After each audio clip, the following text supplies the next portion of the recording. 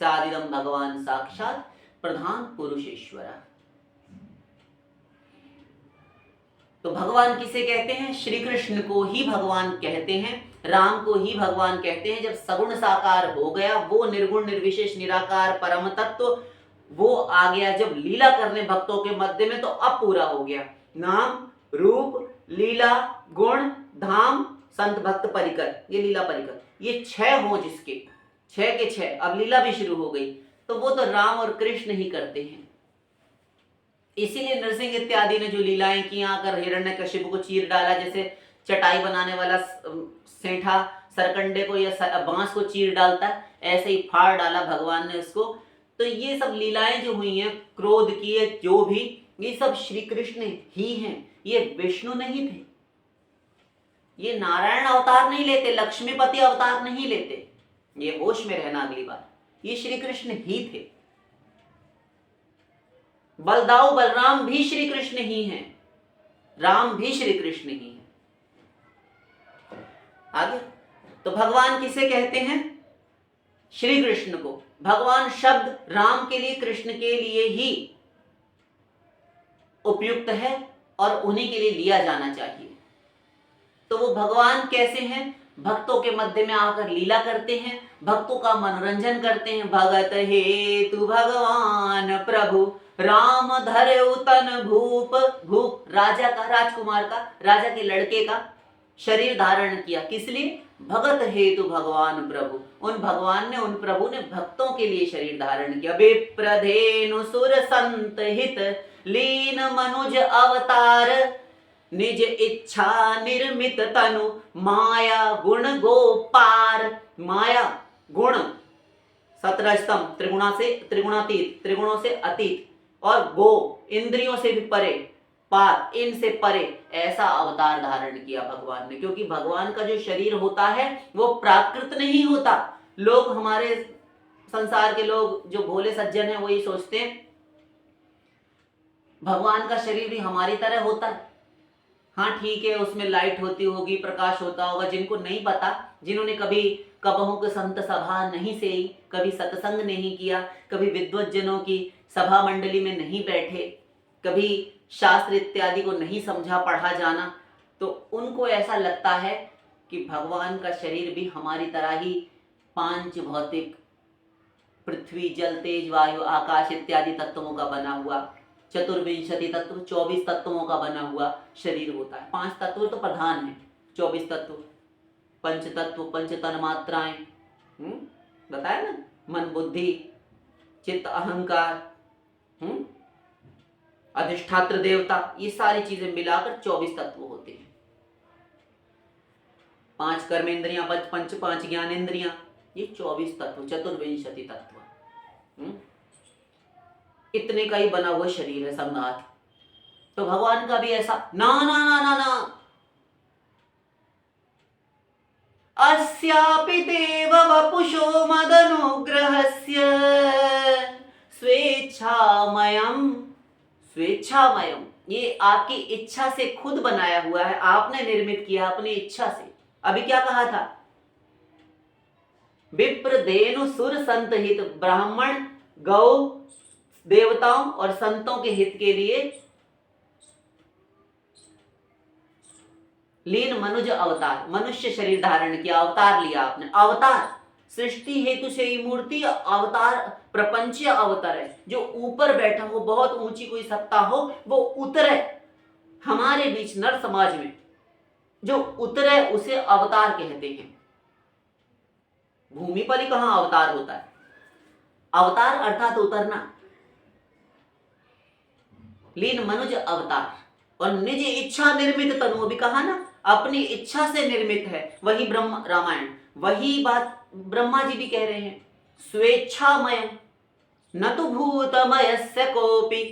ये भूतमय नहीं है, प्राकृत तत्वों से बना हुआ, पृथ्वी जल तेज वायु अग्नि वायु आकाश का बना हुआ नहीं है, अपनी इच्छा से बनाया हुआ शरीर है। आपने स्वयं बनाया है अपनी शक्ति से, अचिंत्य योग शक्ति से स्वयं बनाकर। निज इच्छा प्रभु अवतरई, फिर कहा अपनी इच्छा से भगवान उतरते हैं। तो ये 5 भौतिक शरीर नहीं है भगवान का, भगवान के शरीर को एक अपराध और भी है। क्या? ध्यान से समझ लो, ये भगवान के शरीर जो दिव्य चिन्मय सच्चिदानंद चिदानंदमय देह तुम्हारी विगत विकार जान अधिकारी, इस सच्चिदानंदमय है आपकी देह प्रभु। वाल्मीकि जी कह रहे हैं तुलसीदास जी की रामायण में। अयोध्या कांड पढ़ लेना, जब भगवान वनवास से निकलकर अयोध्या से बिठूर कानपुर पहुंचे हैं वाल्मीकि जी के आश्रम, तो पढ़ लेना ये रामायण में तुलसीदास जी की में मिल जाएगा, वाल्मीकि जी के आश्रम में उनसे भेंट। तो वहां पर वाल्मीकि जी बोले हैं चिदानंदमय देह तुम्हारी, आपकी देह चिदानंदमय है, सच्चिदानंदमय है, अर्थात सत चित आनंद, सदघन चिदघन आनंद घन भगवान है, सत चित आनंद सच्चिदानंद, ऐसी देह है। और विगत विकार जान अधिकारी, जो विकारों से छूटा हुआ है ना, वो कोई अधिकारी विरला ही जान पाता है इस तत्व को, अर्थात कोई महापुरुष। वही भगवान के शरीर को भगवान सरीखा देख पाता है। हम क्या देखेंगे? हमारे जैसा, ये इसमें क्या खास है, इससे अच्छा तो हमारा बेटा सुंदर है। हाँ,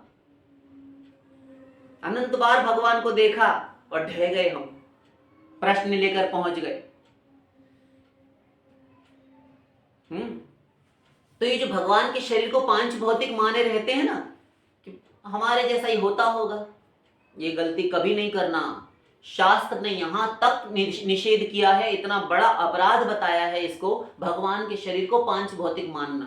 सामने देखकर नहीं, यूं भी तुम सोचे रहो कि भगवान हमारे जैसे ही तो होते होंगे, मनुष्यों के जैसे ही तो होते होंगे, वही आंख नाक कान उनके हाथ पैर हैं, समस्त इंद्रियां हैं, क्या है?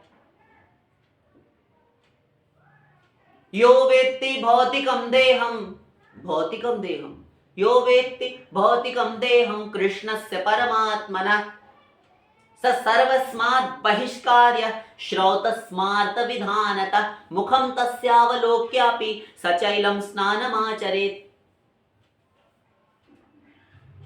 महाभारत। ये क्या कह रहा है श्लोक?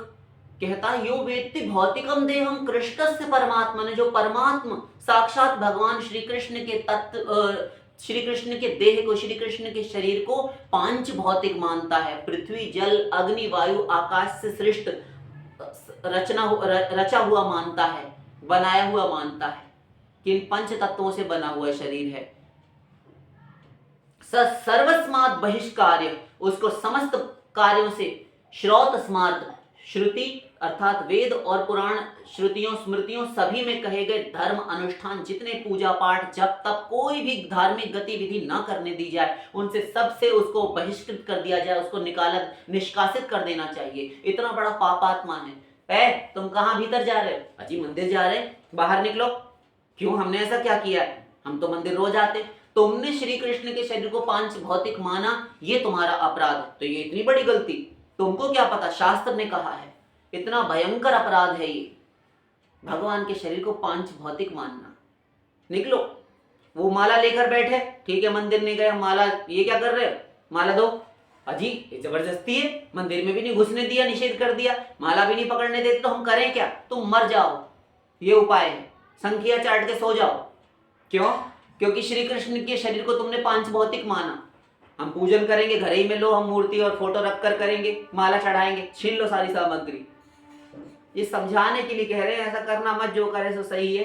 लेकिन ऐसा शास्त्र कहता है कि वो इतना बड़ा पापात्मा है कि जिसने श्री कृष्ण के शरीर को पांच भौतिक करके मान लिया। सर्वस्मात् बहिष्कार्य श्रौत स्मार्त विधानतः, विधान से ही उसका त्याग कर देना चाहिए, उसको निकाल देना चाहिए। वो कोई भी धार्मिक अनुष्ठान, धार्मिक गतिविधि में हिस्सा लेने का, भागीदारी करने का अधिकारी नहीं, ये अपराध के कारण, पाप के कारण। अभी चुप नहीं हुआ श्लोक, नीचे जाते जाते क्या कह गया? मुखम तस्यावलोक्यापि, उसका मुख देख लेने मात्र से भी सचैलम स्नानमाचरेत्, कपड़ों समेत स्नान करना चाहिए। इतना बड़ा पाप उस पुरुष को जिसने पांच भौतिक श्री कृष्ण का शरीर माना है, उस पापी का मुख देख लेने वाले को भी पाप लगता है, इसलिए उसको स्नान करना चाहिए। जैसे कि मुर्दे को फूंक कर आते हैं तो कपड़े समेत स्नान, अथवा कोई दुस्वप्न दर्शन किया हो, रात में कोई बुरा सपना देख लिया हो तो कपड़ों समेत स्नान किया जाता है, उसी प्रकार का दोष लगता है। देखो कितना भयंकर कहा है। तो श्री कृष्ण का, भगवान का शरीर सच्चिदानंद में होता है, चिन्मय होता है, अप्राकृत होता है, प्राकृत तत्व रहित होता है, सच्चिदानंदमय होता है। आ गया? पंच भौतिक नहीं होता। अर्जुन ने देखा था विराट रूप, तो 11वें अध्याय गीता जी में पढ़ लेना, तो देवता भी सर्वे नमस्यन्ति च सिद्ध संघाः, समस्त देवताओं और सिद्धों के संघ समुदाय भगवान को नमस्कार कर रहे थे, और इस रूप को देखने की आकांक्षा, कामना तो देवता भी किया करते हैं। आप लोगों को बहुत बार बताया कि देवताओं के शरीर कितने दिव्य होते हैं। उनको स्वेद नहीं आता, स्वेटिंग नहीं होती, स्वेद अर्थात पसीना नहीं निकलता, मनुष्यों को निकलता है, पशुओं को निकलता है, उनको पसीना नहीं निकलता, उनकी छाया नहीं पड़ती, क्योंकि उनका शरीर में 3 तत्व जो स्थूल हैं, जल, पृथ्वी और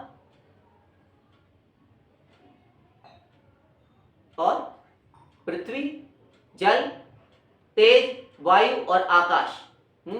तो पृथ्वी नहीं, जल नहीं है, ये 2 तत्व माइनस होते हैं, 3 तत्व होते हैं, तेज अर्थात अग्नि, वायु और आकाश, तो ये होते हैं। लेकिन 2 तत्व स्थूल जो छूने में अनुभव हो वो नहीं होते, तो उसकी परछाई कैसे पड़ेगी?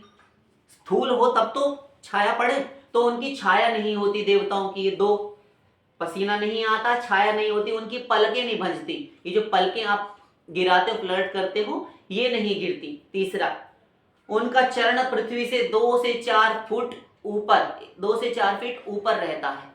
चरण डायरेक्ट सीधा सीधा धरती पर, पृथ्वी पर नहीं रखते देवता। यही कारण है कि आप मंदिरों में देखते हो किसी ऊंचे स्थान पर उनको इंस्टॉल, एक किसी खास स्थान पर बैठाते हो, वेदी पर, मंदिरों में, गर्भगृह में ऊंचे पर बैठते हैं। चौथा, उनको भूख प्यास नहीं लगती, उनके शरीर में ये मलमूत्र इत्यादि की परेशानी नहीं होती, जो शरीर में, क्योंकि स्थूल वस्तु नहीं खाते ना, जो आप हवन इत्यादि हवनीय सामग्री दे रहे हो, तो वो तो गंध मात्र ग्रहण करते हैं, स्वाहा, इसलिए। किंतु ऐसे देवता भी, और उनके शरीर में इतना प्रकाश होता है। छठा, 7वीं क्वालिटी है कि उनके शरीर से सुगंध बहुत निकलती है। कोई देवता भी यहां से निकल जाए अथवा प्रकट हो जाए तो देख भले ही ना पाओ इन चर्म चक्षुओं से, किंतु सुगंध इतनी होगी कि यह भी संभव है कि कोई मूर्छित हो जाए, इतनी सुगंध होती है। इस सृष्टि में कोई ऐसा परफ्यूम, कोई ऐसा इत्र, फुलेल, सेंट इत्यादि नहीं है जो उस सुगंधि की समानता कर सके, स्वर्ग की दिव्य सुगंधियां। किंतु ऐसे देवता भी भगवान के शरीर के दर्शन की याचना करते हैं, कामना करते हैं। तो भगवान के शरीर को देखकर जब उन्होंने देखा, तो आज अपने नेत्र उन्होंने धन्य समझे कि आज आंखों का फल मिल गया। ऐसा शरीर भगवान का, क्योंकि भगवान के शरीर में तो वो 3 तत्व भी माइनस है, तेज, वायु, आकाश, वो भी नहीं है, अग्नि भी नहीं है, वायु भी नहीं है, आकाश भी नहीं है। अब कैसा होगा ये फिर कभी बताएंगे। तो समझ गए? तो भगवान किसे कहते हैं? इंद्रिय मन बुद्धि से परे तत्व, किंतु वो भक्तों के लिए अवतार लेकर आते हैं, हमारा लीला विनोद करते हैं। और भक्तानाम विनोदार्थम करोमि विविधा क्रिया, भक्तों के विनोद के लिए, उनके मनोरंजन के लिए अनेकों प्रकार की लीलाएं मैं करता रहता हूं। मुझे अच्छा लगता है, अपने गोलोक में मुझसे बैठा नहीं रहा जाता, मुझे तो भक्तों के साथ खेलना, उठना, बैठना, कूदना, फांदना, ये सब अच्छा लगता है। इसलिए उस सिंहासन, उस सत्ता को, उस गोलोक धाम को छोड़कर, जो मणियों से बना हुआ है, अग्नि शुद्ध विशुद्ध स्वर्ण से निर्मित है, जिसकी प्राचीरें, गुंबद, जिनके फर्श मणियों, वैदूर्य मणि, मरकत मणि, प्रवाल मणि, गोमेद, हीरा, वज्रमणि, इंद्र का चंद्रकांत मणि, सूर्यकांत मणि, ये समस्त मणियों से निर्मित जिसके फर्श हैं, जिसकी दीवारें, भित्तियां ऐसी हैं कि अलग से दर्पण रखने की आवश्यकता नहीं, और चलते चलते ही गोपियां अपना श्रृंगार उन दीवारों में देखकर ही कर लेती हैं। ये कल्पना नहीं है, ये जिसने उस भगवत धाम के दर्शन किए हैं, बस ये वही आंख बता सकती है। शास्त्र में तो इतना नहीं मिलेगा आपको, किंतु संत सदैव हृदयेषु विलोकयन्ति, संत लोग सदा हृदय में उस दिव्य लोक का दर्शन किया करते हैं। बस ऐसा ही हम, बस ऐसा समझ लो कि बता दिया, मानो मत मानो आपकी इच्छा, किंतु ये सत्य है कि वो गोलोक कैसा है, अद्भुत। और ऐसे उस लोक को छोड़कर भी मनुष्य लोक में इस समाज में भगवान आते हैं, क्योंकि भक्तों के बिना भगवान से नहीं रहा जाता। मद भक्ता यत्र गायन्ति तत्र तिष्ठामि नारद, मेरे भक्त जहां रहते हैं वहीं पर मैं रहता हूं। आदि पुराण, नाहम वसामि वैकुंठे योगिनाम हृदये न च। अभी कहा था ना, योगियों का उपास्य देव परमात्मा है, तो योगिनाम हृदय न च, योगियों के हृदय में मैं नहीं रहता। नाहम वसामि वैकुंठे, तो फिर वैकुंठ में रहते होंगे, आपका चतुर्भुज नारायण का लोक तो वैकुंठ है। नहीं, अपना घर भी हमको अच्छा नहीं लगता, तो फिर वहां भी नहीं रहते, यहां भी नहीं रहते, मंदिर में रहते हो ना? ना, मंदिर में भी पंडे और पुजारी ये सब बदमाशी मक्कारी 420 किया करते, हम पर चढ़ाए हुए पैसे को उठाकर फेयर एंड लवली क्रीम लगाया करते हैं और उससे गुटखा खाया करते हैं, अपना घर का खर्चा चलाया करते हैं। जबकि हमारी शर्त है भागवत जी में कि हमें समर्पित जो दीपक हो उसके प्रकाश से भी अपना काम ना लेवे।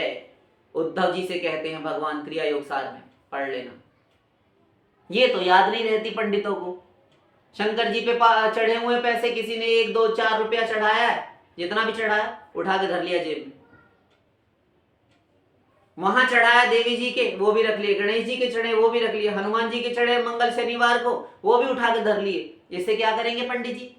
अरे पंडित जी का होता है तो क्यों जी, इसके बिना आपका काम नहीं चल सकता? आप भी तो इतना कमाते हो, मंदिर में आपको धरा गया, रखा गया है ड्यूटी पर, तो वो तो महीने में आपको मिलता ही होगा। अरे तो ये भी तो हमारा ही है, तो है ठीक है, आप लेंगे तो भी आपको कोई कुछ नहीं कहेगा, क्योंकि वो लोग भी जानते हैं कि आप ही के अधिकार के हैं, ब्राह्मण के पैसे हैं। किंतु क्या कभी ऐसा नहीं हो सकता कि ये जो चढ़ाए हुए आप पैसे उठा लेते हैं, इन पैसों में से कभी आपने ये सोचा कि इनको हम एक गुल्लक बना लें, उसमें डालते रहें, अथवा कि दान पेटी में ही डाल दें? भाई चढ़ाने वाला तो चढ़ाकर चला गया, उसकी श्रद्धा थी कि उसने अपनी न्यायोपार्जित, अपनी कमाई हुई कमाई में से कुछ अंश डाला। आप तो प्रभु के लिए चढ़ाया हुआ उठा रहे हो, और अपना भी खा रहे हो, जो महीने का मिलता आपको। आपका कर्तव्य क्या कहता है? उसमें से उठा के, अगर आपने 100 रुपया उठाया, 50 उठाया, तो आप कम से कम 10 रुपया तो अलग कर दो। क्यों? अरे इसलिए कि वो जब इकट्ठा हो जाएगा तो थोड़ा थोड़ा करके उससे प्रभु के लिए सामग्री आ जाएगी। महीनों हो जाते हैं मूर्ति पहने रहती है वही वस्त्र, और तुम्हें अपने गुटके पान चबाने से फुर्सत नहीं। ये आंखों देखा हाल हम बता रहे इन पंडितों का। गुटखा चबाया करते दिन भर, भैंस की तरह। भैंस होती है ना, इसका पेट, गाय भैंसों का, बकरियों का शरीर जो होता है, अंदर से बड़ी बड़ी आंतें और इनकी झोली होती है, तो सब इकट्ठा पहले तो जल्दी जल्दी जब इनको सानी लगाओ तो ये सब भर लेती है, अंदर डाल लेती है, आधा चबा हुआ मोटा मोटा, और डाल लेगी अंदर। फिर कहीं भी किनारे पर बैठ जाएगी, गौशाला इत्यादि में, सड़क किनारे, और बैठकर उसी में से निकाल निकाल कर मुंह में, कंठ में, गले में लाएगी, और फिर ऐसे बैठकर चबाती रहेगी। चबा चबा कर दूसरी थैली में फिर उसको डालती जाती है, पेटे से निकाल के मुंह से होकर फिर दूसरे वाले में। ये इनका सिस्टम ऐसा प्रकृति ने बनाया शरीर का। तो वैसे ही ये दिन भर मुंह में गुटखा, पान, पुड़िया, मसाला सब धरे रहते हैं, ना जाने क्या क्या खाते हैं, और फिर खा के उसको थूकेंगे। ये गंदे व्यसन करने के लिए भगवान का पैसा काम आता है। पंडिताई करके तुम पैसा कमा रहे हो, महीने में मिला उससे भी तुम खाओ, वो भी तो गलत है। तुमको तो खाना नहीं चाहिए। और एक महाशय जी हमने देखे, वो पैसा उठाकर गए दुकान पर हमारे ही सामने, वो उठाकर जाकर ले आए क्रीम। क्यों जी, तुम पंडित हो, तुम ये क्रीम फ्रीम ये सब क्यों कर रहे हो? क्या आवश्यकता है? भगवान ने रूप शरीर दिया तो है तुमको, क्रीम मलेंगे चेहरे पर। स्त्रियां भी फेल, रिकॉर्ड बनाया। अजी कोई यजमान बुलाने, तो यजमान तुम्हें पूजा कराने के लिए बुलाने आएगा कि तुम्हारी ही पूजा करेगा जो तुम मेकअप कर रहे हो, श्रृंगार कर रहे हो, और भी जाने क्या क्या किए करते हैं। हमारे कहने का तात्पर्य यही है कि इन ये जो चढ़ा हुआ मंदिरों में पैसा है ये सदुपयोग में बहुधा नहीं लिया जाता, ज्यादातर अधिकतर इसका दुरुपयोग ही किया जाता है। और जहां कहीं ऐसे पंडित हो तो बस गोविंदाय नमो नमः, ऐसे काम नहीं बनेगा। ये पंडित लोग सब बर्बादी करते हैं, गंदी गंदी चीजें खाएंगे, सब कुछ गलत गलत करेंगे, इस प्रकार से चलता नहीं है। और लोग रख भी लेते हैं ऐसे पंडितों को। अहंकार इनका सर चढ़कर बोलता है।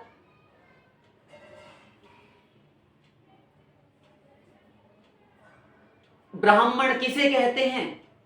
ब्राह्मण जो होता है, शास्त्र के अनुसार यदि उत्तर दें तो ब्राह्मण का अर्थ यह है कि जो ब्रह्म विद्या के अर्जन में अपना सारा जीवन ध्वस्त कर दे, सारा जीवन लगा दे ब्रह्म विद्या के अर्जन में,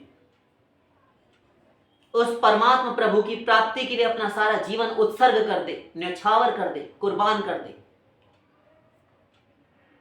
संयम पूर्वक जितेंद्रिय होकर अस्तेय, आर्जव, तितिक्षु, सहनशील, जितेंद्रियता, संयमी, ब्रह्मचर्य, इंद्रिय निग्रह, शौच, संतोष, इन सब का पालन करे, करते हुए अयाचित वृत्ति से जितने में अपने शरीर का काम चल जाए उतना अपने पास रखकर बस उन प्रभु के भरोसे रहकर बिना मांगे जो मिल जाए, यथालाभ संतोष, जितना मिल जाए उतने में ही संतुष्ट होकर रहे और अपना सारा जीवन प्रभु की प्राप्ति में लगा दे, बैठकर साधना भजन करे।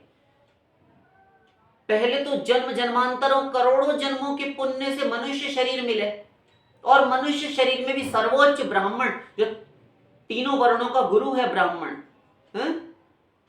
और वो ब्राह्मण शरीर तुमको मिला, ब्राह्मण वंश ब्राह्मण कुल में जन्मे, और अब यहां से तुम जो कुत्सित कर्म कर रहे हो, गर्हित कर्म कर रहे हो, शास्त्र विरुद्ध कर्म कर रहे हो, तुम्हें क्या गति मिलेगी ये तुमने सोचा?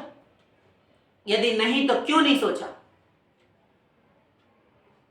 अब इतने ऊंचे होकर ऊंचे से ऊंचे चढ़ो ना, तब तो बात समझ में आवे और वहीं से सीधे भगवत धाम प्राप्त करो, वैकुंठ इत्यादि। अब फिर से गिरने की तैयारी। ये ब्राह्मण होना सार्थक नहीं, फिर तो वो शूद्र अत्यंत वंदनीय है। अहोबत शपचो तो गरीयान यह जिह्वाग्रे वर्तते नाम तुभ्यम ते पुस्तपस्ते सस्नुरार्या ब्रह्मानुचुर नाम गृणंति ये ते। भागवत 3 स्कंद। देवहूति माता कपिल देव जी से कहती हैं कि वो प्रभु, वो चांडाल शोपच भी घोर नीच जाति, शूद्रों से भी बहुत निम्न होता है शोपच, शपचो तो गरीयान, वो चांडाल भी वंदनीय है। यह जिह्वाग्रे वर्तते नाम तुभ्यम, जिसकी जीव की नोक पर, जिसकी जीव के अग्र भाग पर, फलक पर आपका नाम के 2 हरित्यक्षरद्वयम, आपके हरि, आपके नाम, ये राम कृष्ण कुछ भी नृत्य करता रहता है, जिसकी जीव के आंगन में सदा आपका नाम खेला करता है, वो धन्य है। ऐसा भी धन्य है। पुरुष नपुंसक नारी वा जीव चराचर कोय, राम कहते हैं पुरुष हो, नपुंसक हो, नारी हो, कोई चराचर का जीव हो, सर्वभाव भजी कपट तजी मोहि परम प्रिय सोई। सर्वभाव, सर्वात्म भाव से भजन करे, कपट छोड़कर, मुझे परम प्रिय हो। और ब्राह्मण कितना प्रिय होगा? और तुम ब्राह्मण शरीर लेकर ऐसा कर्म करते हो तो ऐसा ऊंचा नहीं, नीच नीच सब तर गए राम चरण लवलीन, ऊंचे कुल के मानते डूबे सकल कुलीन। सारे नीची नीची जाति में जो जन्म लिया जिन्होंने, तिर्यक योनि में, पशु पक्षी चांडाल योनि में, ऐसे ऐसे तर गए। शबरी मैया, अधम ते अधम अधम अति नारी तिन महुते मति मंद अघारी, ऐसी मैं हूं प्रभु, ऐसी नारी भी तर गई। माम ही पार्थ व्यपाश्रित ये भी सिंह पाप योनया। अर्जुन गीता, मेरी शरण में आए हुए घोर पापात्मा दुराचारी नीच निंदनीय जो थे वो भी तर गए। ये भी सिर्फ पाप योन है, जो पाप योनि थे, जन्म ही जिनका पाप से हुआ, ऐसे ऐसे भी तर गए। तो वो भी मुझे प्रिय हैं। किंतु जो ऊंचे कुल के मान में, घमंड में, चूर थे, मद में अंधे के, हम तो ऊंची कुल बिरादरी गोत्र के हैं, ये भगवान का नाम, प्रभु का जाप, ये माला फाला हमसे नहीं होता। तुम सुधरोगे, तुमसे सब होगा जब तुम चप्पलों से धुनाई होगी तुम्हारी, तब तुम मानोगे। और जिसने समर्पण कर दिया, जिसने अपने आप को मान लिया कि मैं पतित हूं, मौसम कौन, कुटिल खल कामी कह दिया, जिसने अपने आप को मान लिया, काभुषुंडी जटायु, ये सब तिर्यक योनि के पशु पक्षी, कौन सी जाति, किस गोत्र में, किस शरीर में भगवान के भक्त नहीं हुए, वानर, रीछ, ये सब तर गए, वृक्ष तर गए, यमलार्जुन भगवान की शरणागति करके। और तुम ब्राह्मण हो के अहंकार में बैठे हो, क्या सोचते हो कि तुम्हें दंड नहीं मिलेगा? हो तो तुम मनुष्य ही, अभी तो तुम मायाबद्ध हो। तो ब्राह्मण का अर्थ यह है कि जो अपना जीवन उत्सर्ग कर दे ब्रह्म विद्या के अर्जन में, पूरा का पूरा झोंक दे अपने आप को, अपनी सारी आत्मशक्ति लगाकर प्रभु के अनुसंधान में, उस परमात्मा प्रभु के अन्वेषण में बैठे, उनकी प्राप्ति करके मानूंगा, ये संकल्पित हो, दृढ़ता से नियमबद्ध हो जाए कि मैं इस जन्म में भगवत प्राप्ति करके मानूंगा। अब मैं इस शरीर को दोबारा धारण नहीं करूंगा। अब मैं मातृ गर्भ में, मातृ कुक्षी में, मातृ जठर में, जननी जठर में, माता के गर्भ में कभी नहीं जाऊंगा। अब मुझे इस जन्म मृत्यु रूप संसार चक्र में, भवखंड में नहीं पड़ना, ऐसा कुछ करूं। ये अच्छे इरादे, नेक इरादे लेकर प्रभु की शरण में जाए कि आवागमन से मुक्ति मिल जाए, उसे कहते हैं ब्राह्मण। तब तो ये ब्राह्मण का चोला धारण करना, चोला ये शरीर धारण करना सार्थक हुआ, अन्यथा सब बेकार, कोई ब्राह्मण नहीं। 12 गुणों से संपन्न यदि ब्राह्मण, भागवत बोल रहे हैं, पढ़ लेना, 12 गुणों से संपन्न ब्राह्मण भी यदि है, वेद वेदांग का पारगामी निष्णात, किंतु यदि मेरी भक्ति नहीं करता, वो मैं उसको पूछता ही नहीं, मुझे प्रिय नहीं है। और भगतिवंत अति नीच प्राणी, भक्ति से युक्त यदि अत्यंत नीच प्राणी भी हो, मुझे प्राणों से अधिक प्रिय है। ये राम भगवान कहते हैं, मुझे शपथ चांडाल प्रिय है, किंतु 12 गुणों से संपन्न ब्राह्मण भी मुझे प्रिय नहीं है। बिनु भगतिहीन नर पेखिए कैसा, बिनु जल वारिद पेखिए जैसा। भगतिहीन नर सो है कैसा। अरण्यकांड, बिना भक्ति का मनुष्य कैसा शोभा पाता है? जैसे कि बिना जल का कोई बादल हो, बिना पानी का बादल, ऐसा थोथा खोखला, जिसमें भक्ति नहीं, मुझे प्रिय नहीं। राम कहते हैं प्रभु को तो बस प्रेम करने वाला भक्त ही प्रिय होता है, भक्त के समान प्रिय कोई नहीं, भक्त से अधिक प्रिय कोई नहीं। न लक्ष्मी जी, न शंकर जी, न ब्रह्मा जी, न शेष जी, और स्वयं मेरी आत्मा, मेरे अपने प्राण प्रभु कहते हैं, नैवात्मा च यथा भवान, जैसे तुम मुझे प्रिय हो, मेरे भक्त मुझे प्रिय हैं। अपरिग्रही, निष्किंचन, अकिंचन, दीन भक्त मुझे जितने प्रिय हैं, ऐसे भक्तों के लिए मैं बार बार अवतार लेता हूं। ऐसे प्रभु जो अवतार लेके आवें, अवतार लेने का उपक्रम करें, अवतार लेने के लिए सोचें, सभा होने लगे गोलोक में कि चलना चाहिए, ऐसे भक्तों के लिए, तो जो हमारे मध्य आकर हमारा मनोरंजन करें, बार बार भक्तों के संकट पर दौड़े चले आए बुलाए हुए की भांति, वो जो आकर साथ में लीला भी करें, नाम भी हो, रूप भी हो, लीला भी हो, गुण भी हो, धाम भी हो, संत भक्त परिकर भी हो, ये 6 जिसके हों उनको भगवान कहते हैं। ऐसे को भगवान कहा जाता है। शेष फिर कभी, वृंदावन विहारी लाल की जय।